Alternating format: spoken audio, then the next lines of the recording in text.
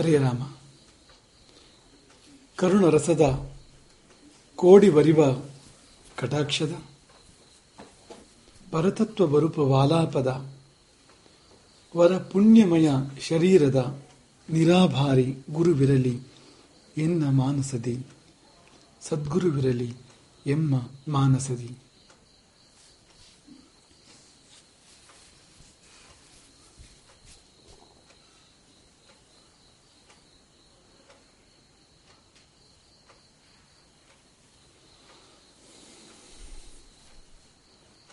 ಆಯುರ್ವೇದದ ದೊಡ್ಡ ಹೆಸರು. ವಾಗ್ಭಟರ ಕಾಲದ ಒಂದು ದೃಷ್ಟಾಂತ ಕಥೆ ಇದು. ಆದಿವೈದ್ಯ ಧನ್ವಂತರಿಗೆ ಒಂದು ಅಪೇಕ್ಷೆ ಉಂಟಾಯಿತಂತೆ.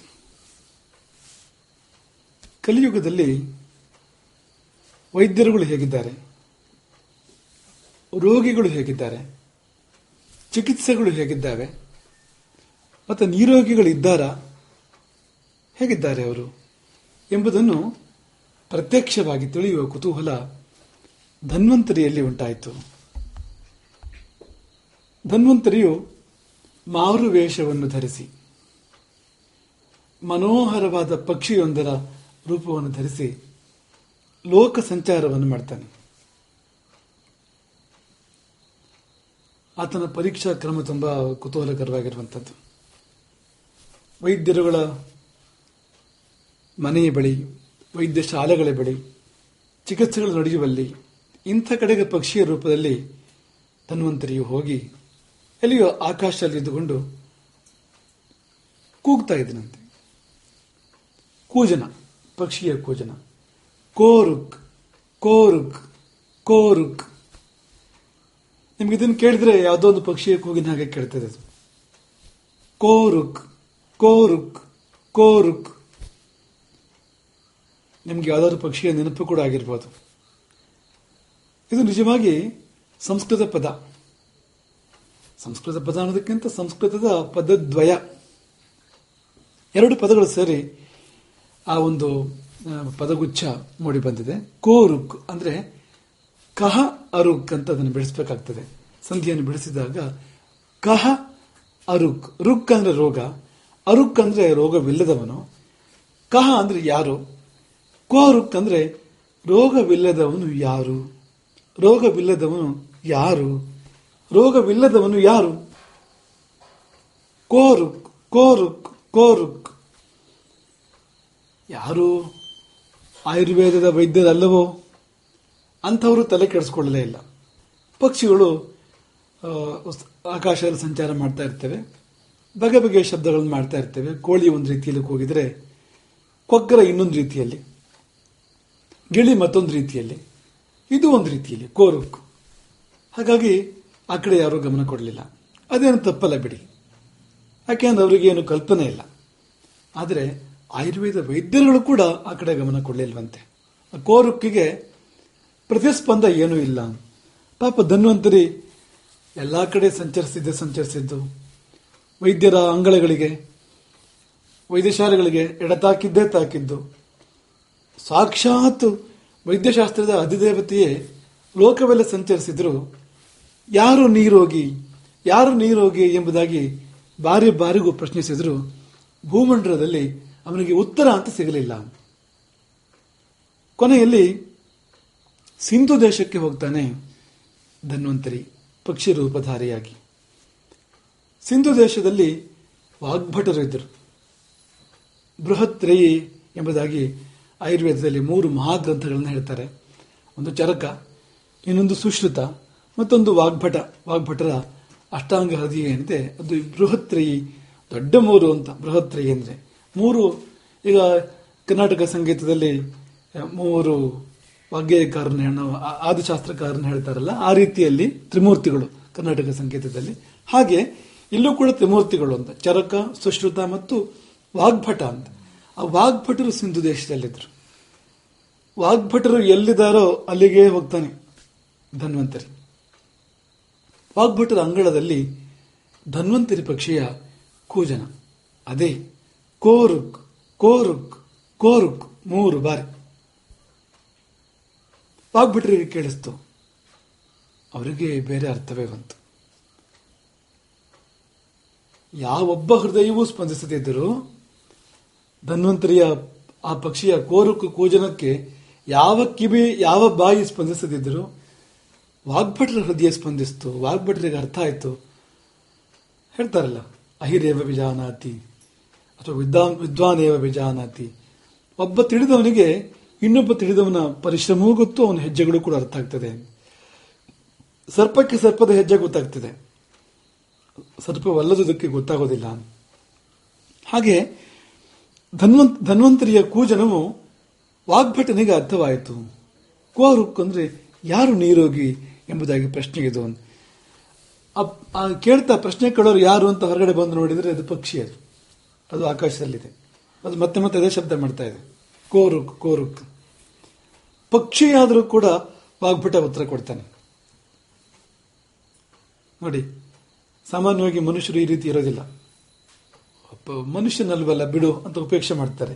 ಮನುಷ್ಯನಾದರೂ ಕೂಡ ಉತ್ತರ ಕೊಡಬೇಕಾದ್ರೆ ಬಹಳಷ್ಟು ಆಲೋಚನೆ ಮಾಡ್ತಾರೆ. ಆದರೆ ವೈದ್ಯಶಾಸ್ತ್ರವು ಹೇಗೆ ಆತನಲ್ಲಿ ಆತ್ಮಸಾತ್ ಆಗಿತ್ತು ವಾಗ್ಭಟನಲ್ಲಿ ಅಂದ್ರೆ, ಕೋರುಕ್ ಅಂತ ಯಾರು ಕೇಳಿದ್ರು ಅಥವಾ ಆಯುರ್ವೇದಕ್ಕೆ ಸಂಬಂಧಪಟ್ಟ ಪ್ರಶ್ನೆಯನ್ನು ಯಾರು ಕೇಳಿದ್ರು ಉತ್ತರ ಕೊಟ್ಟೇ ಸಿದ್ಧ. ಉತ್ತರ ಕೊಟ್ಟನಂತೆ ವಾಗ್ಭಟ. ಹಿತಭುಕ್ ಮಿತಭುಕ್ ಋತುಭುಕ್ ಎಂಬುದಾಗಿ. ಹಿತಭುಕ್ ಮಿತಭುಕ್ ಋತುಭುಕ್. ಈ ಹಿತಭುಕ್ ಮಿತಭುಕ್ ಎಂಬ ಪದಗಳನ್ನು ನಾವು ಹಿಂದಿನ ಪ್ರವಚನದಲ್ಲಿ ಗಮನಿಸಿದ್ದೇವೆ, ಅದರ ಅರ್ಥವನ್ನು ಗಮನಿಸಿದ್ದೇವೆ. ನೆನಪಿಗೆ ಇನ್ನೊಮ್ಮೆ ಹೇಳೋದಾದ್ರೆ, ಯಾರು ನೀರೋಗಿ ಎಂದರೆ ಯಾರು ಹಿತಭುಕ್ ಆಗಿರ್ತಾನೋ, ಯಾರು ಮಿತಭುಕ್ ಆಗಿರ್ತಾನೋ, ಯಾರು ಋತುಭುಕ್ ಆಗಿರ್ತಾನೋ ಅವನು.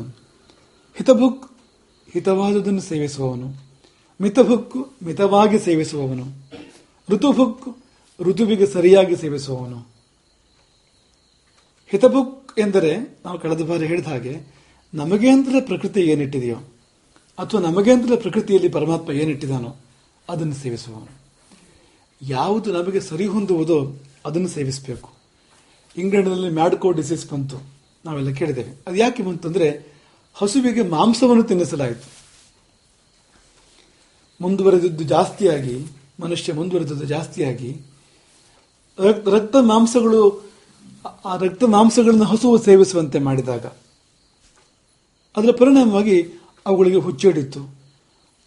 ಅದರ ಸಂಪರ್ಕಕ್ಕೆ ಬಂದವರೆಲ್ಲ, ಹಾಲು ಕುಡಿದವರು ಮತ್ತೊಬ್ಬರು ಎಲ್ಲರಿಗೂ ಹುಚ್ಚಿಡಿಯೋಕೆ ಶುರುವಾಯಿತು. ಕೊನೆಗೆ ಲಕ್ಷಾಂತರ ಹಸುಗಳನ್ನು ಮಾರಣ ಹೋಮ ಮಾಡಿದರು ಆಂಗ್ಲರು. ತಪ್ಪು ಅವರದ್ದೇ, ಪಾಪ ದಂಡ ಮಾತ್ರ ಆ ಹಸುಗಳಿಗೆ. ಯಾಕೆ ಹೀಗಾಯ್ತು ಅಂದ್ರೆ, ಅದು ಹಿತವಲ್ಲ, ಹಸುವಿಗೆ ಹಿತವಲ್ಲ. ಹುಲಿಗೆ ಯಾವುದು ಹಿತವೋ ಅದು ಹಸುವಿಗೆ ಹಿತವಾಗಬೇಕು ಅಂತಿಲ್ಲ, ಹಸುವಿಗೆ ಯಾವುದು ಹಿತವೋ ಅದು ಇನ್ನೊಂದಕ್ಕೆ ಹಿತವಾಗಬೇಕು ಅಂತಿಲ್ಲ. ಹಿತವಲ್ಲ ಅಂದ್ರೆ ಅದಕ್ಕೋಸ್ಕರ ಇಟ್ಟಿದ್ದಲ್ಲ ಅಂತ. ಮನೆಯೊಳಗೆ ಈಗ ಮಗುವಿಗೆ ಅಂತ ಬೇರೆ ಇಟ್ಟಿರ್ತಾರೆ. ಮಗು ತಿನ್ನುವ ಆಹಾರ ಬೇರೆ, ದೊಡ್ಡವರು ತಿನ್ನುವ ಆಹಾರ ಬೇರೆ. ಸದ್ಯೋಜಾತ 1 ತಿಂಗಳ ಶಿಶು, ಅದರ ಆಹಾರ ಬೇರೆ ಇರ್ತದೆ. ಮನೆಯಲ್ಲಿ ಬಾಣಂತಿ ಇದ್ದರೆ, ಮನೆಯಲ್ಲಿ ರೋಗಿ, ಸಕ್ಕರೆ ಕಾಯಿಲೆಯವನು ಅಥವಾ BP ಇರುವವನಿದ್ರೆ ಅವನಿಗೆ ಆಹಾರ ಬೇರೆ ಇದೆ, ಅವನಿಗೆ ಅದು ಹಿತ. ಅದನ್ನು ಬಿಟ್ಟು ಬೇರೊಂದನ್ನು ಅವನು ಸೇವಿಸೋದಲ್ಲ, ಸೇವಿಸಿದ್ರೆ ಅವನಿಗೆ ತೊಂದರೆ ಆಗ್ತದೆ. ಹಾಗಾಗಿ ಹಿತಭುಕ್, ನಿನಗೆ ಅಂತ ಪ್ರಕೃತಿ ಏನಿಟ್ಟಿದೆಯೋ ಅದನ್ನು ಸೇವಿಸು. ಮಿತಭುಕ್, ಒಳ್ಳೆಯದೇ ಆದರೂ ಲೆಕ್ಕ ಇರಲಿ. ಮಿತಭುಕ್ ಎಂದರೆ ಕಡಿಮೆ ತಿನ್ನುವಂತ ಅರ್ಥ ಅಲ್ಲ, ಕಡಿಮೆಯೂ ಅಲ್ಲ ಹೆಚ್ಚು ಅಲ್ಲ, ಎಷ್ಟು ಬೇಕೋ ಅಷ್ಟು. ಕಡಿಮೆ ಆದರೂ ಕೂಡ ತೊಂದರೆ ಆಗ್ತದೆ. ಆಹಾರವನ್ನು ವಿನಾಕಾರಣವಾಗಿ ಆಹಾರ ಬಿಟ್ಟು ಶರೀರ ಪೀಡನೆ ಯಾರು ಮಾಡ್ತಾರೋ ಅವರು ಪಾಪ ಭಾಜನರಾಗ್ತಾರೆ. ಯಾಕೆಂದ್ರೆ ನಮ್ಮ ಶರೀರದಲ್ಲಿ ನಾವು ಮಾತ್ರ ಇರೋದಲ್ಲ, ಎಷ್ಟೋ ಜೀವರಾಶಿಗಳು ಈ ಶರೀರದಲ್ಲಿವೆ, ಅವುಗಳು ಬಯಸಿವೆ ಆಹಾರವನ್ನು, ನಾವೇ ಕೊಡುವವರು. ಹಾಗಾಗಿ ಆಹಾರವನ್ನು ಕೊಡದ ಮಾತ್ರಕ್ಕೆ ಪುಣ್ಯ ಬರ್ತದೆ ಅಂತೇನಿಲ್ಲ, ಅದಕ್ಕೂ ಲೆಕ್ಕ ಇದೆ. ಉಪವಾಸ ಯಾವಾಗ ಮಾಡಬೇಕು, ಎಷ್ಟು ಮಾಡಬೇಕು ಅಂತ ಲೆಕ್ಕ ಬರೆತು ಮಾಡಬೇಕು ಅಂತ. ಅತಿ ತಿನ್ನೋದು ಅಲ್ಲ. ಹಾಗಾಗಿ ಮಿತ, ಅಳತೆ ಮಾಡಿ ತೂಗಿ ತಿನ್ನುವವನು ಅವನು ಮಿತಭುಕ್.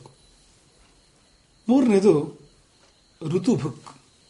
ಇದೆರಡು ಈ ಮೊದಲೇ ಹೇಳಿದ್ರಿಂದ ಹೆಚ್ಚು ವಿಸ್ತರಿಸಲಿಲ್ಲ. ಋತುಭುಕ್ ಅಂದ್ರೆ ಕಾಲಕ್ಕೆ ಸರಿಯಾಗಿ ಆಹಾರವನ್ನು ಸೇವಿಸುವವನು. ಇದು ಯಾವ ಹೊತ್ತು, ಹಗಲೋ ರಾತ್ರಿಯೋ ಹಗಲಾದ್ರೆ ಪ್ರಮಾಣ ಬೇರೆ ಇದೆ, ರಾತ್ರಿ ಆದ್ರೆ ಪ್ರಮಾಣ ಬೇರೆ ಇದೆ. ಹಗಲು ಸೇವಿಸಬಹುದಾದ ಆಹಾರವಿದೆ, ರಾತ್ರಿಗದು ಯೋಗ್ಯವಲ್ಲ. ಈಗ ಹಗಲು ನೆಲ್ಲಿಕಾಯಿ ತುಂಬಾ ಶ್ರೇಷ್ಠವಾಗಿರ್ತಕ್ಕಂಥ ಆಹಾರ, ತುಂಬಾ ಶ್ರೇಷ್ಠವಾಗಿರ್ತಕ್ಕಂಥದ್ದು, ಪ್ರತಿನಿತ್ಯವೂ ಸೇವಿಸಬೇಕಾಗಿರ್ತಕ್ಕಂಥ ಆಹಾರ, ಆದರೆ ರಾತ್ರಿಗೆ ವರ್ಜ್ಯ ಅದು. ಹಾಗೆ ಮೊಸರು ರಾತ್ರಿ ಸೇವಿಸಲೇಬಾರದು ಮೊಸರನ್ನು. ಹೀಗೆ ಹಗಲು ಸೇವಿಸಬಹುದಾದ ಆಹಾರ, ರಾತ್ರಿ ಸೇವಿಸಬಹುದಾದ ಆಹಾರ, ಅದಕ್ಕೆ ವ್ಯತ್ಯಾಸ ಇದೆ. ಪ್ರಮಾಣ, ಹಗಲು ಮುಖ್ಯ ಆಹಾರ, ಆಗ ಸೇವಿಸಿದಷ್ಟು ಪ್ರಮಾಣದಲ್ಲಿ ಸಾಯಂಕಾಲ ಸೇವಿಸಬಾರದು. ಪಾಶ್ಚಾತ್ಯರಲ್ಲಿ ತಪ್ಪು ಕಲ್ಪನೆ ಇದೆ. ಬೆಳಗ್ಗೆ ತಿಂಡಿ ಸ್ವಲ್ಪ, ಮಧ್ಯಾಹ್ನ ಊಟ ಸ್ವಲ್ಪ ಜಾಸ್ತಿ, ರಾತ್ರಿ ಡಿನ್ನರ್ ಸರಿ ತಗೊಳ್ಳೋದು, ಎಲ್ಲಕ್ಕಿಂತ ಜಾಸ್ತಿ ರಾತ್ರಿ ಅಂತ. ಹೀಗಲ್ಲ ಅಂತ. 3 ಆಹಾರವೇ ಅಲ್ಲ, 2 ಆಹಾರ ಸೇವನೆ ಮಾಡಲಿಕ್ಕೆ ಇರ್ತಕ್ಕಂಥದ್ದು. 2 ಆಹಾರದಲ್ಲಿ ಮಧ್ಯಾಹ್ನ ಮುಖ್ಯ ಭೋಜನ, ಸಾಯಂಕಾಲ ಅದು ಗೌಣವಾಗಿರ್ತಕ್ಕಂಥ ಭೋಜನ. ಯಾಕೆಂದ್ರೆ ನಾವು ಆತ್ಮಕ್ಕೆ ಅಂತ ಎಷ್ಟು ಕೊಡ್ತೇವೋ ಅಷ್ಟೇ ಮಾಯಕ್ಕೆ ಕೊಡೋದಲ್ಲ, ಅಥವಾ ಅದಕ್ಕಿಂತ ಹೆಚ್ಚು ಕೊಡೋದು ಅಲ್ಲ, ಅದಕ್ಕಿಂತ ಕಡಿಮೆ. ಯಾಕೆಂದ್ರೆ ಆತ್ಮಜೀವನ ಮುಖ್ಯ. ಈ ಮಾಯಾ ಜೀವನ, ಸಂಸಾರ ಜೀವನ ಇದರಷ್ಟು ಮುಖ್ಯವಾಗಿರ್ತಕ್ಕಂಥದ್ದಲ್ಲ. ರಾತ್ರಿ ಕಾಲ ಅದು ಮಾಯಾಕಾಲ ಅದು. ಹಾಗಾಗಿ ರಾತ್ರಿಗೂ ಹಗಲಿಗೂ ಪ್ರಮಾಣದಲ್ಲಿ ಕೂಡ ವ್ಯತ್ಯಾಸ ಇದೆ. ಹೀಗೆ ಒಂದು ದಿನದಲ್ಲಿಯೇ ಆಹಾರವನ್ನು ಯಾವುದು ಸೇವಿಸಬೇಕು, ಯಾವುದು ಸೇವಿಸಬಾರದು ಅನ್ನೋದಕ್ಕೆ ವ್ಯತ್ಯಾಸ ಇದೆ. ಹಾಗೆಯೇ ದಿನಚರ್ಯೆ ಇರ್ಬೋದು, ಋತುಚರ್ಯೆ ಇರ್ಬೋದು, ಯಾವ ಋತುವಿನಲ್ಲಿ ಯಾವುದನ್ನು ಸೇವಿಸಬೇಕು, ಯಾವುದೋ ಒಂದು ಋತುವಿನಲ್ಲಿ ಹಿತವಾಗಿರ್ತಕ್ಕಂಥದ್ದು ಇನ್ನೊಂದು ಋತುವಿನಲ್ಲಿ ಹಿತವಾಗದೇ ಇರ್ಬೋದು. ಕಾಲಭೇದೇನ ಫಲಭೇದ ಬರ್ತದೆ ಅಂತ. ಎಲ್ಲಾ ಕಾಲದಲ್ಲಿಯೂ ಒಂದೇ ಫಲ ಅಲ್ಲ ಅಂತ. ಯಾವಾಗ ಸೇವಿಸಲಿಕ್ಕೆ ಯೋಗ್ಯವೋ ಆವಾಗ ಸೇವಿಸಬೇಕು. ಹಾಗಾಗಿ ಋತುಭುಕ್, ಕಾಲಕ್ಕೆ ಸರಿಯಾಗಿ, ಕಾಲಕ್ಕೆ ತಕ್ಕಂತೆ ಇದೆಯಲ್ಲ ಗಾದೆ, ಕಾಲಕ್ಕೆ ತಕ್ಕಂತೆ ಕುಣಿಯಬೇಕು ಅಂತ. ಕುಣಿಯೋದು ಮಾತ್ರ ಅಲ್ಲ, ಎಲ್ಲದನ್ನೂ ಕಾಲಕ್ಕೆ ತಕ್ಕಂತೆ ಮಾಡಬೇಕು. ತಾಳಕ್ಕೆ ತಕ್ಕಂತೆ ಕುಣಿಯಬೇಕು, ಕಾಲಕ್ಕೆ ತಕ್ಕಂತೆ ಪ್ರತಿಯೊಂದನ್ನು ನಾವು ಮಾಡಬೇಕಾಗ್ತದೆ. ತಾಳ ಅಂದ್ರೂ ಕೂಡ ಕಾಲವೇ ಅದು. ತಾಳ ಅಂದ್ರೆ ಏನು? ಅದು ಕಾಲ ಪ್ರಮಾಣ ಅದು. ಹಾಗೆ ಋತುಭುಕ್ ಎಂಬುದಾಗಿ ಇದಕ್ಕೆ ಪಾಠಾಂತರ ಇದೆ. ಈ ಋತುಭುಕ್ ಅನ್ನೋದಕ್ಕೆ ಪಾಠಾಂತರ ಇದೆ. ಋತಭುಕ್ ಎಂತಲೂ ಪಾಠವನ್ನು ಹೇಳೋದುಂಟು ಅಂತ. ಹಿತಭುಕ್, ಮಿತಭುಕ್, ಋತುಭುಕ್ ಅಂತಲೂ ಹೇಳೋದುಂಟು, ಋತಭುಕ್ ಅಂತಲೂ ಹೇಳೋದುಂಟು.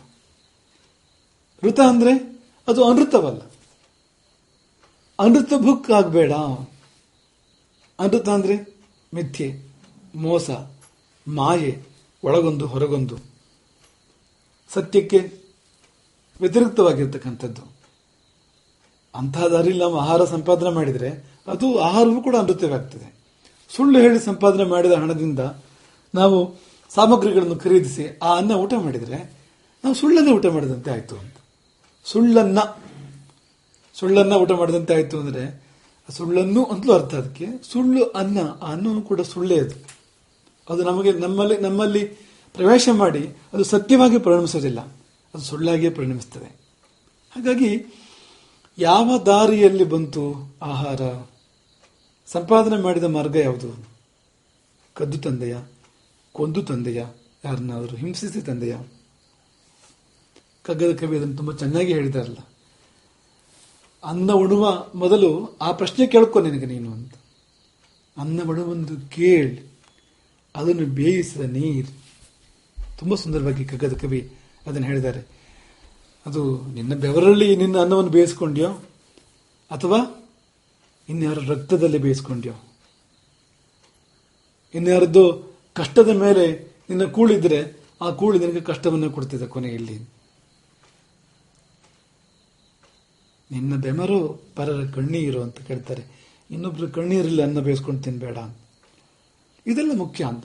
ಹೌದಪ್ಪ, ಹಿತವಾದುದನ್ನೇ ನಾನು ಸೇವನೆ ಮಾಡ್ತಾ ಇದ್ದೇನೆ. ಹಿತವಾದುದನ್ನೊಂದು ಶಾಸ್ತ್ರದಲ್ಲಿ ಯಾವುದನ್ನು ಹಿತ ಅಂತ ಹೇಳಿದೆ, ಯಾವುದನ್ನು ಸೇವನೆಗೆ ಯೋಗ್ಯ ಅಂತ ಹೇಳಿದೆ, ಅದನ್ನ ಸೇವಿಸ್ತಾ ಇದ್ದೇನೆ. ಪ್ರಮಾಣಬದ್ಧವಾಗಿ ಶಾಸ್ತ್ರವು ಹೇಳಿದ ಪ್ರಮಾಣದಲ್ಲಿ ಸೇವಿಸ್ತಾ ಇದ್ದೇನೆ, ಎಲ್ಲ ಸರಿ. ಆದರೆ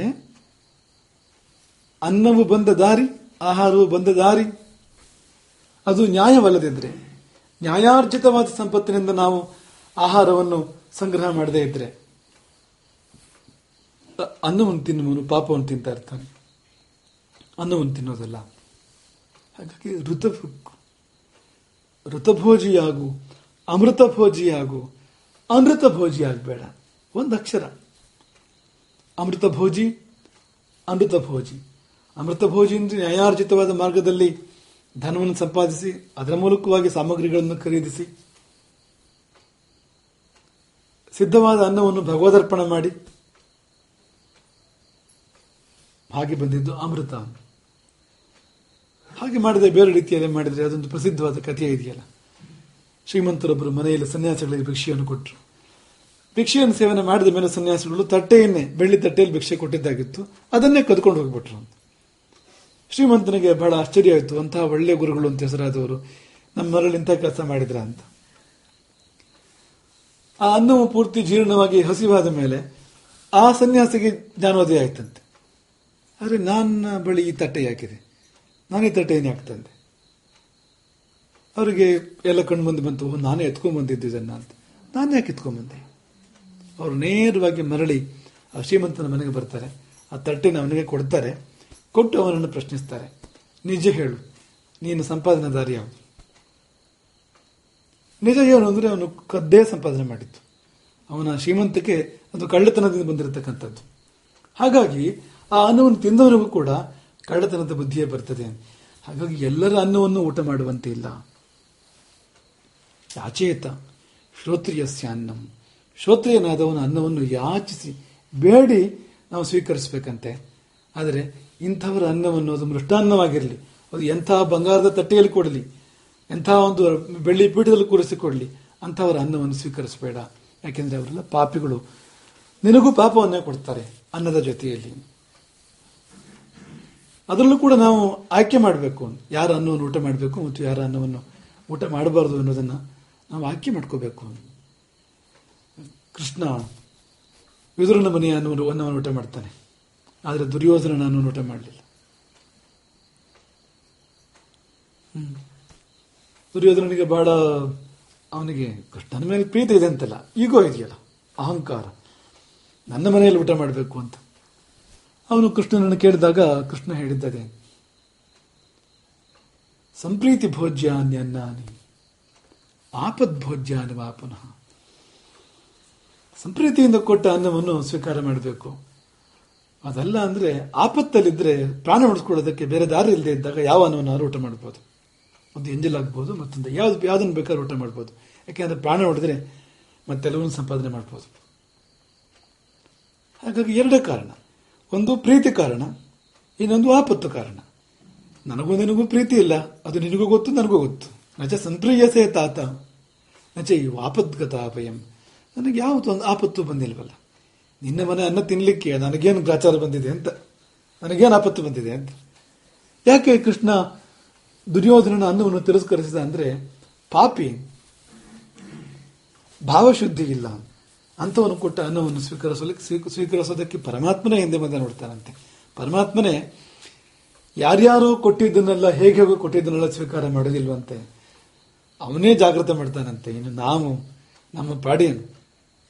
ಹಾಗಾಗಿ ಈ ಋತಭುಕ್ ಎನ್ನುವಂಥ ಒಂದು ಶಬ್ದ ಬಂತು. ಯಾರು ಋತಭುಕ್ ಆಗಿರ್ತಾನೋ, ಎಲ್ಲ ಪ್ರಶಸ್ತವಾದ ಅನ್ನವೇ ಆದರೂ, ಪ್ರಮಾಣಬದ್ಧವೇ ಆದರೂ, ಪಾಪದ ಅನ್ನವಾದರೆ ರೋಗವನ್ನು ಕೊಡ್ತದೆ. ಅವನು ನಿರೋಗಿಯಾಗಿರ್ಲಿಕ್ಕೆ ಸಾಧ್ಯ ಇಲ್ಲ. ಬೇರೆ ಲಕ್ಷಣಗಳೆಲ್ಲ ಬಂದಿದೆ, ಆದರೆ ಪಾಪದ ಅನ್ನವಾಗಿದ್ರಿಂದ ಪಾಪದ ಫಲ ರೋಗ.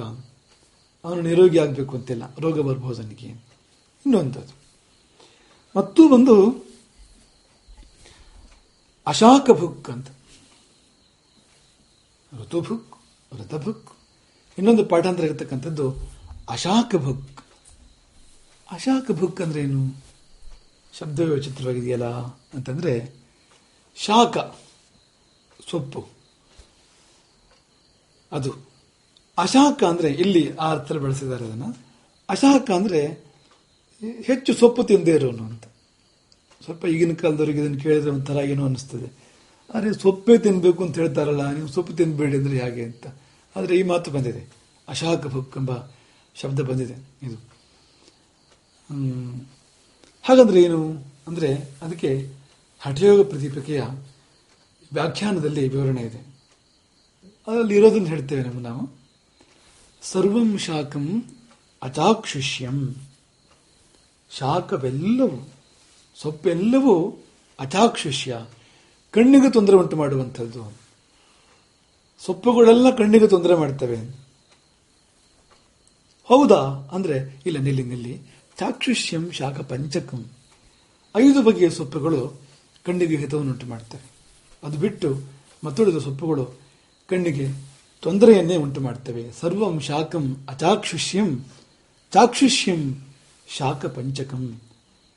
5 ಬಗೆಯ ಸೊಪ್ಪುಗಳು ಕಣ್ಣಿಗೆ ಹಿತವನ್ನು ಮಾಡ್ತವೆ, ಅವುಗಳನ್ನು ಸೇವಿಸಬಹುದು. ಅದ್ಯಾವುದು ಅಂತಂದ್ರೆ ಜೀವಂತಿ, ವಾಸ್ತು, ಮತ್ಸ್ಯಾಕ್ಷಿ, ಮೇಘನಾದ, ಪುನರ್ನವ. ಈ 5 ಸೊಪ್ಪುಗಳನ್ನು ಹಠಯೋಗ ದೀಪಿಕೆಯ ವ್ಯಾಖ್ಯಾನಕಾರ ವಿವರಿಸಿದ್ದಾನೆ. ಈ 5 ಸೊಪ್ಪುಗಳು ಚಾಕ್ಷುಷ್ಯಂ ಕಣ್ಣಿಗೆ ಹಿತಕಾರಿ. ಯಾವುದಲ್ಲಪ್ಪ ಅಂದ್ರೆ ಜೀವಂತಿ ಅಂದ್ರೆ ಸಿಹಿಹಾಲೆ, ಸಿಹಿಯಾದ ಹಾಲು ಬರತಕ್ಕಂಥ ಒಂದು ಬಳ್ಳಿ, ಅದು ಸಿಹಿಹಾಲೆ. ಆಮೇಲೆ ವಾಸ್ತು ಅಂದ್ರೆ ಕೀರೆ, ಮತ್ಸ್ಯಾಕ್ಷಿ ಅಂದ್ರೆ ಹೊನಗೊನೆ, ಆಮೇಲೆ ಮೇಘನಾದ ಅಂದ್ರೆ ಮುಳ್ಳು ಕೀರೆ, ಅದರಲ್ಲೇ ಇನ್ನೊಂದು ವೈವಿಧ್ಯ ಮುಳ್ಳು ಕೀರೆ. ಪುನರ್ನವ ಅಂದ್ರೆ ಕೊಮ್ಮೆ ಎನ್ನುವ ಜಾತಿಯ ಸೊಪ್ಪುಗಳು. ಈ 5 ಸೊಪ್ಪುಗಳು ಗ್ರಾಹ್ಯ, ಮತ್ತುಳಿದ ಸೊಪ್ಪುಗಳು ಕಣ್ಣಿಗೆ ಹಿತವಲ್ಲ ಅಂತ. ಇದಲ್ಲದ ಕೆಲವು ಸೊಪ್ಪುಗಳನ್ನು ಹೇಳಿದ್ದಾರೆ, ಆದರೆ ಈ ಪಟ್ಟಿಯಲ್ಲಿ ಅವುಗಳು ಬಂದಿಲ್ಲ. ಇನ್ನೂ ಕೆಲವು ಸೊಪ್ಪುಗಳಿದೆ ಇದಲ್ಲದೆ ಬಳಕೆ ಯೋಗ್ಯವಾಗಿರತಕ್ಕಂಥದ್ದು. ಆದರೆ ಮುಖ್ಯವಾಗಿ ಈ ಚಾಕ್ಷುಷ್ಯದ ಪಟ್ಟಿಯಲ್ಲಿ ಬರತಕ್ಕಂಥದ್ದು ಈ 5 ಅಂತ. ಹಾಗಾಗಿ ಅಶಾಕ ಭುಕ್ ಎನ್ನುವಾಗ ಇವೆಲ್ಲ ಮನಸ್ಸಲ್ಲಿದೆ ಅಂತ. ಅಶಾಕ ಭುಕ್ ಅನ್ನೋ ಪಾಠಾಂತರವನ್ನು ನಾವು ಅರ್ಥ ಮಾಡ್ಕೋಬೇಕಾದ್ರೆ ಈ ಶ್ಲೋಕದ ಜೊತೆಯಲ್ಲಿ ನಾವು ಅದನ್ನು ಅರ್ಥ ಮಾಡ್ಕೋಬೇಕಾಗ್ತದೆ. ಹೀಗಾಗಿ ಹಿತಭುಕ್, ಮಿತಭುಕ್, ಋತುಭುಕ್. ಯಾವುದನ್ನು ತಿನ್ನಬೇಕು ಆಯ್ಕೆ ಬೇಕು. ಹಿತಭುಕ್. ಎಷ್ಟು ತಿನ್ನಬೇಕು ಆಯ್ಕೆ ಬೇಕು. ಮಿತಭುಕ್. ಯಾವಾಗ ತಿನ್ನಬೇಕು ಆಯ್ಕೆ ಬೇಕು. ಋತುಭುಕ್. ಬಂದ ಮಾರ್ಗ ಹೇಗಿರಬೇಕು. ಋತುಭುಕ್. ಯಾವುದಾದ್ರೂ ಸಂಪಾದನೆಗೆ ಬಂದಿರಬೇಕು ಅದು ಎನ್ನುವಾಗ ಋತುಭುಕ್. ಮತ್ತೆ ಅವುಗಳಲ್ಲಿ ಸುಮ್ಮನೆ ಒಂದು ಎತ್ತಿ ಹೇಳಿದಂತೆ ಒಂದು ಉಪಲಕ್ಷಣ ಕೊಟ್ಟಂತೆ, ಯಾವುದೋ ಕೆಲವು ವರ್ಜ್ಯ ಇರ್ತದೆ, ಯಾವುದೋ ಕೆಲವು ಗ್ರಾಹ್ಯ ಇರ್ತದೆ, ಅಶಾಕ ಭುಕ್. ಹೀಗೆ ಧನ್ವಂತರಿ ಈ ಉತ್ತರ ಕೊಟ್ಟಾಗ, ಧನ್ವಂತರಿಗೆ ಈ ಉತ್ತರವನ್ನು ವಾಗ್ಭಟರು ಕೊಟ್ಟಾಗ ಧನ್ವಂತರಿಗೆ ಅತಿಶಯವಾದ ಸಂತೋಷವಾಯಿತು. ಧನ್ವಂತರಿಯು ವಾಗ್ಭಟರಿಗೆ ದೊಡ್ಡ ಆಶೀರ್ವಾದವನ್ನೇ ಮಾಡಿದನು. ಆಯುರ್ವೇದವನ್ನು ಬೆಳೆಸು ಎಂಬುದಾಗಿ ಧನ್ವಂತರಿ ವಾಗ್ಭಟರಿಗೆ ಆಶೀರ್ವಾದ ಮಾಡಿದಾಗ, ಆಶೀರ್ವಾದದ ಫಲವಾಗಿ ವಾಗ್ಭಟರು ಅಷ್ಟಾಂಗ ಹೃದಯವನ್ನು ರಚನೆ ಮಾಡಿದರು. ಅಷ್ಟಾಂಗ ಹೃದಯವು ಒಂದು ಭಾರೀ ಬೃಹತ್ ಗಾತ್ರವಲ್ಲದೆ ಇದ್ದರೂ ಕೂಡ ಬಹಳ ಉಪಯುಕ್ತವಾಗಿರತಕ್ಕಂಥ ಆಯುರ್ವೇದದ ತತ್ವವನ್ನು, ಸತ್ವವನ್ನು ಎಲ್ಲವನ್ನು ಹೊಂದಿರತಕ್ಕಂಥ ಒಂದು ಗ್ರಂಥ ಅದು. ಆ ಗ್ರಂಥವನ್ನು ಅವರು ರಚನೆ ಮಾಡುತ್ತಾರೆ.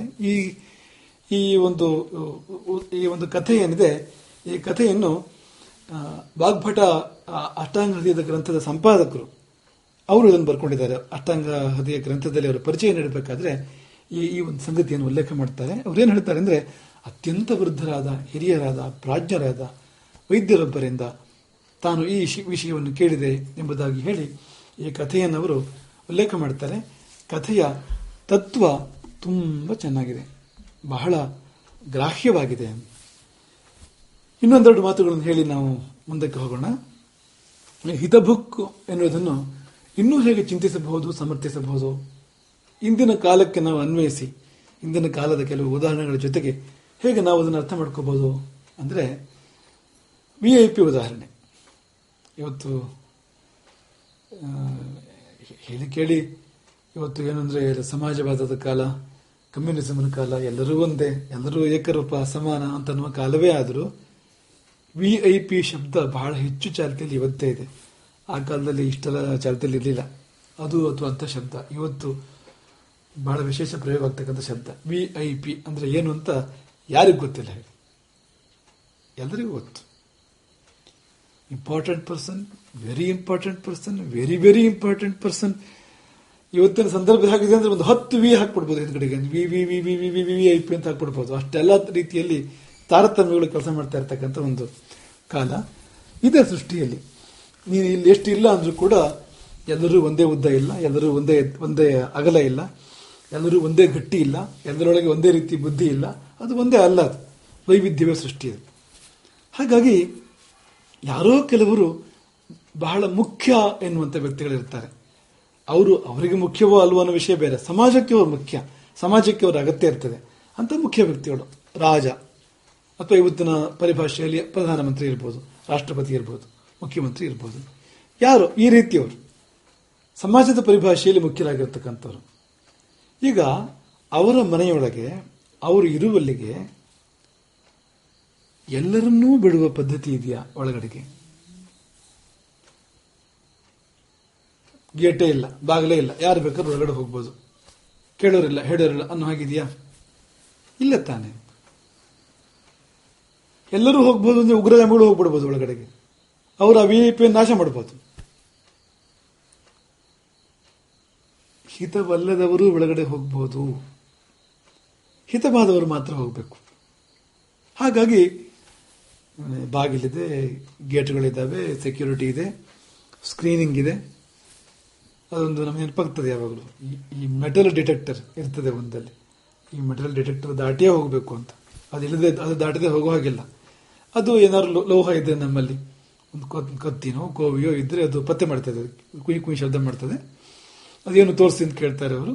ಏನಾದ್ರು ಇದ್ರೆ ಒಳಗಡೆ ಬಿಡೋದಿಲ್ಲ. ಇದರಲ್ಲಿ ನಿಮ್ಗೆ ಗೊತ್ತಿರತಕ್ಕಂಥದ್ದೇ.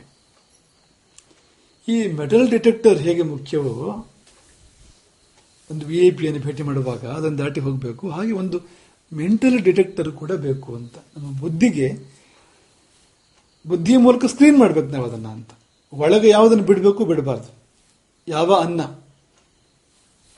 ಯಾವ ಪಾನ, ಅಥವಾ ಯಾವ ನೋಟ, ಯಾವ ಶಬ್ದ ನಮ್ಮೊಳಗೆ ಹೋಗಬೇಕು, ಹೋಗಬಾರ್ದು. ಒಂದು ಸ್ಕ್ರೀನಿಂಗ್ ಬೇಕು, ಒಂದು ಮೆಂಟಲ್ ಡಿಟೆಕ್ಟರ್. ನಮ್ಮ ಬುದ್ಧಿ ವಿವೇಚನೆ ಮಾಡಿ ಒಳಗೆ ತಗೊಳ್ಬೇಕಾಗ್ತದೆ. ಯಾಕೆಂದ್ರೆ ಒಳಗಿರೋನು VIP ಹೌದು, ಆತ್ಮ. ನಮ್ಮ ಆತ್ಮ ಇದೆಯಲ್ಲ, ಅದು very very very very important. ಅದಿದ್ದರೆ ಎಲ್ಲ, ಅದರದ್ದಿದ್ರೆ ಏನಿಲ್ಲ. ಹಾಗಾಗಿ ಅದಕ್ಕೆ ಹಾನಿ ಮಾಡುವಂಥವರನ್ನು ಒಳಗಡೆ ಬಿಡಬಾರದು. ಶಾಸ್ತ್ರ ಅಂದ್ರೆ ಅದೇ, ಒಂದು ಮೆಂಟಲ್ ಡಿಟೆಕ್ಟರ್. ಅದು ನಮ್ಮ ಬುದ್ಧಿಯಲ್ಲಿ ಇದ್ದುಕೊಂಡು ಅಹಿತವಾದುದು ಯಾವುದು ಒಳಗೆ ಹೋಗದಂತೆ ತಡೀತದೆ ಅದು ಅಂತ. ಈ ವ್ಯವಸ್ಥೆ ಹೊರಗಡೆ ನಮ್ಗೆ ಎಷ್ಟು ಸರಳವಾಗಿ ಬೇಕು ಅಂತ ಅನಿಸ್ತದೋ, ಅದು ಹೌದು ಅಂತಾದ್ರೆ ಅಷ್ಟೇ ಸರಳವಾಗಿ ಇಲ್ಲೂ ಬೇಕು ಅದು ಅಂತ. ಹಾಗೆ ಕಂಡಿದ್ದನ್ನೆಲ್ಲ ತಿನ್ನೋದಲ್ಲ, ಕಂಡಿದ್ದನ್ನೆಲ್ಲ ಕುಡಿಯೋದಲ್ಲ, ಮನಸ್ಸಿಗೆ ತೋಚಿದ್ದನ್ನೆಲ್ಲ ಕೇಳೋದಲ್ಲ, ನೋಡೋದಲ್ಲ, ಮುಟ್ಟೋದಲ್ಲ, ನೆಕ್ಕೋದಲ್ಲ. ಒಂದು ಸ್ಕ್ರೀನಿಂಗ್ ಬೇಕು, ಸರಿಯಾದ ಸ್ಕ್ರೀನಿಂಗ್ ಬೇಕು. ಹಾಗೆ ಮಿತಭುಕ್ ಎನ್ನುವಾಗ ಇದನ್ನು ಹೀಗೆ ಇದೇ ಒಂದು ಉದಾಹರಣೆ ಮೂಲಕ ಅರ್ಥ ಮಾಡ್ಕೊಳ್ಳಿ. ಆಯ್ತು, ಯಾರೋ ಕೆಲವರು ಹೋಗಬಹುದು VIP ಬಳಿಯಲ್ಲಿ, ಎಷ್ಟು ಸರಿಯಾರು ಹೋಗ್ಬೋದಾ? ಈಗ ಒಬ್ಬನನ್ನ ಇಡೀ ದಿನ ಒಬ್ಬನ ಬಿಡ್ತಾ ಇರ್ಲಿಕ್ಕೆ ಸಾಧ್ಯವಾ ಅಂತ? ಅವನು ಖಂಡಿತವಾಗಿಯೂ ಅಹಿತಕಾರಿ ಅಲ್ಲ ಆ VIPಗೆ, ಒಪ್ಪೋಣ. ಆದರೆ VIPಗೆ ಬೇರೆ ಕೆಲಸಗಳಿದೆಯಲ್ಲ, 24 ಗಂಟೆ ಇವನೇ ಹೋಗ್ತಾ ಇದ್ರೆ, ಇವನನ್ನು ಬಿಡ್ತಾ ಇದ್ರೆ ಅವನೊಂದು ಕೆಲಸ ಮಾಡೋದು ಯಾಕೆ ಅಂತ ಅವನು ಅಹಿತಕಾರಿ ಆಗ್ಬಿಡ್ತಾನೆ. ಅವನು ಅಲ್ಲದ ಸಮಯವನ್ನು ತಗೊಳ್ಳೋಕೆ ಶುರು ಮಾಡಿದ್ರೆ, ಅನಗತ್ಯವಾಗಿ ಅವನ ಸಮಯವನ್ನು ಹಾಳು ಮಾಡಿದ್ರೆ ಅಹಿತಕಾರಿ ಆಗ್ತಾನಲ್ವ ಅವನು. ಮಿತಭುಕ್ ಎನ್ನುವಾಗ ಪ್ರಶಸ್ತವಾದುದೇ ಆದರೂ ಅದು ಎಷ್ಟು ಅನ್ನೋದಕ್ಕೊಂದು ಲೆಕ್ಕ ಇರಲಿ. ಹಾಗೆ ಋತುಭುಕ್ ಎನ್ನುವಾಗ, ಈಗ ಸರಿ ಬಹಳ ಬಾರಿ ಅಲ್ಲ ಮತ್ತು ಒಳ್ಳೆ ಜನವೇ ಹೌದು, ಆದರೆ ರಾತ್ರಿ 2 ಗಂಟೆ ಕೇಳ್ತಾ ಇದ್ದಾನೆ, ಬಿಡೋದಾ? ಅಂದ್ರೆ ಇದು ಸಮಯ ಅಲ್ಲ, ಅನ್ಲೆಸ್ ಇಟ್ಸ್ ಅನ್ ಎಮರ್ಜೆನ್ಸಿ, ಇದು ಕಾಲ ಅಲ್ಲ ಎಂಬುದಾಗಿ ತಾನೇ ಉತ್ತರ ಕೊಡಬೇಕು ಅಂತ. ಕಾಲ ಇದೆ ಅಂತ, ಪ್ರಶಸ್ತವಾದುದೇ ಆದರೂ, ಮಿತವಾಗಿಯೇ ಆದರೂ ಎಷ್ಟು ಹೊತ್ತಿಗೆ ಅನ್ನೋದಕ್ಕೆ ವ್ಯವಸ್ಥೆ ಇದೆ. ಹಾಗಾಗಿ ರಾತ್ರಿ ನೆಲ್ಲಿಕಾಯಿ ತುಂಬಾ ಪ್ರಶಸ್ತವೇ ಆದರೂ ರಾತ್ರಿ ಸೇವಿಸೋದಲ್ಲ, ಅದನ್ನು ಆ ಪರಿಣಾಮ ಬೇರೆ ಆಗಬಹುದು ಎಂಬುದು. ಹೀಗೆ ಈ ಹಿತಭುಕ್, ಮಿತಭುಕ್, ಋತುಭುಕ್ ಅನ್ನುವಾಗ ನಾವು ನಮ್ಮ ಆಧುನಿಕ ಕಾಲದ ಸಂಗತಿಗಳನ್ನು ಗಮನಿಸಿದ್ರು ಕೂಡ ತುಂಬಾ ಸುಲಭವಾಗಿ ನಮಗೆ ಗೊತ್ತಾಗುವಂತಹದ್ದು ಅಂತ. ಇದನ್ನೇ ಶಾಸ್ತ್ರ ಹೇಳಿತ್ತು. ನಿನಗೆ ತೀರ ಬೇಕಾಗಿರ್ತಕ್ಕಂಥ ಸಂಗತಿಗಳಪ್ಪ ಇದೆಲ್ಲ, ನನ್ನ ಜೀವನಕ್ಕೆ ಇದು ಬೇಕಾದ್ರಿಟ್ಕೋ ಅಂತಲ್ಲ, ಬೇಕೇ ಬೇಕು ಎನ್ನುವಂಥ ವಿಷಯಗಳು. ಇದನ್ನು ಪಾಲನೆ ಮಾಡದಿದ್ರೆ ಹಾಳಾಗ್ತಿ, ಪಾಲನೆ ಮಾಡಿದ್ರೆ ತಪಸ್ವಿ ಅಂತ ಅನ್ಸ್ಕೊಳ್ತೀವಿ. ಇದನ್ನು ಯಾರು ಪಾಲನೆ ಮಾಡ್ತಾನೋ ಅವನೇ ತಪಸ್ವಿ. ಇದೇ ತಪಸ್ಸು. ನೋಡಿ, ಈಗ ನಮಗೆ ತಪಸ್ಸು ಅಂದ್ರೆ ಅದು ಯಾರೋ ಕೆಲವರಿಗೆ ಇರ್ತಕ್ಕಂಥದ್ದು, ನಂಗಂತೂ ಅಲ್ಲ ಅಂತ ಅನ್ಸೋದಿಲ್ಲ. ಸಾಮಾನ್ಯವಾಗಿ ತಪಸ್ಸು ಅಂದ್ರೆ ಅದು ಯಾರೋ, ನಾವಾಗಲೇ ಮೊದಲೇ ಪ್ರಸ್ತಾಪ ಮಾಡಿದ ಹಾಗೆ, ಅವರು ಕಾಡಲ್ಲಿರೋದು, ಉದ್ದ ಗಡ್ಡೆ ಬಿಟ್ಟಿರ್ತಾರೆ, ಒಂದು ದಂಡ ಇರ್ತದೆ ಅವರ ಕೈಯಲ್ಲಿ, ನದಿ ತೀರದಲ್ಲೆಲ್ಲ ಆಶ್ರಮ ಕಟ್ಕೊಂಡಿರ್ತಾರೆ, ಗಡ್ಡೆ ಗೆಣಸು ತಿನ್ಕೊಂಡಿರ್ತಾರೆ. ಇದೇ ಕಲ್ಪನೆಗೆ ಬರೋದು ಅಂತ. ಅವರು ತಪಸ್ ಮಾಡ್ತಾರೆ ಅಂದ್ರೆ ಏನ್ ಮಾಡ್ತಾರೆ ಅಂದ್ರೆ ಇಂತಹ ಜೀವನ ಶೈಲಿಯಲ್ಲಿ ಜೀವನ ಮಾಡ್ತಾರೆ ಅವರು. ಇದು ನಿಮಗೆ ಹೇಗೆ ಪ್ರಸ್ತುತ ಅಲ್ಲ. ಈ ಸಂಗತಿಗಳು ನೀವು ಯಾರೇ ಆಗಿರಿ, ನಿಮಗೆ ಧರ್ಮದ ಮೇಲೆ ದೇವರ ಮೇಲೆ ನಂಬಿಕೆ ಇರಲಿ ಬಿಡ್ಲಿ, ಅಂಥವರೇ ಆಗಿರಬೇಕಿದ್ರೆ. ಆದರೆ ನಿಮಗಿದು ಬೇಕು ಬೇಡ, ಈ ತತ್ವ ಬೇಕು. ಈ ತತ್ವ ಇಲ್ಲದೆ ಇದ್ರೆ ನಿಮ್ಮ ಜೀವನ ಅನಾಹುತಗಳ ಗೂಡಾಗಬಹುದು, ಕೇಡುಗಳ ಗೂಡಾಗಬಹುದು. ಹಾಗಾಗಿ ತಪಸ್ಸು ಎಂಬುದು ಜೀವ ಸಾಮಾನ್ಯಕ್ಕೆ ಇರ್ತಕ್ಕಂಥದ್ದು. ಯಾರೋ ಕೆಲವರಿಗೆ ಅದು ತಪಸ್ಸಲ್ಲಿ ನಮ್ಮ ಗುರುಗಳಿಗೆ ಬಿಟ್ಟಿದ್ದಾನೆ, ಅವ್ರು ಮಾಡ್ತಾರೆ, ಹಾಗಿರೋದಲ್ಲ ಅದು ಅಂತ. ಪ್ರತಿಯೊಂದು ಜೀವಕ್ಕೂ ಇರ್ತಕ್ಕಂಥದ್ದು ಪ್ರತಿಯೊಬ್ಬನು ಮಾಡಲೇಬೇಕು. ಗುರುವಾದವನು ಮಾಡದೇ ಇದ್ರೆ ಹೇಗಪ್ಪ? ಗುರುವಾದವನು ಇಟ್ಕೊಳ್ಳದೆ ಇದ್ರೆ ಅದನ್ನು ಅವನೇನಾಗ್ತಾನೆ ಶಿಷ್ಯನಿಗೆ, ಏನು ಮಾಡ್ತಾನೆ ಶಿಷ್ಯನಿಗೆ? ಕಲ್ಪನಾತೀತ. ಹರೇ ರಾಮ.